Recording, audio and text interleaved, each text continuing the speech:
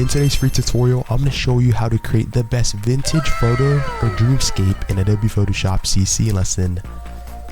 Let's just get right into the video. Once you have your image picture loaded on Adobe Photoshop, the first thing that we're going to do is we're going to go to filter and click camera raw filter.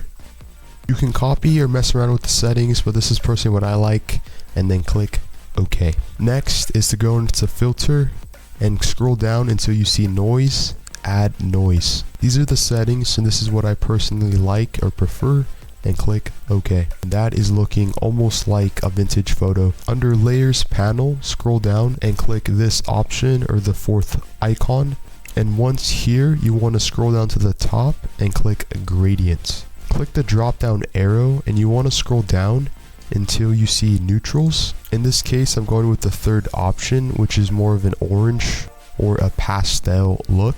Under layers panel, click this drop down arrow and we're going to change the normal mode or change the mode into something that you prefer. In this case I'm going to click overlay. As you can see, this image is already looking vintage already. You can mess around or click the opacity and change it to whatever you desire. Same thing with the fill, so you can get less of a look, but this is what we have so far. The next step is to go on your browsing or search engine and type in old vintage paper retro and locate an image that you would like to save, and then drag on the picture that you just located or saved onto the existing image, and then change the mode under layers. Instead of normal, we're going to change this to overlay, so it has more of that punchy look or that vibe, you can say. And this is the before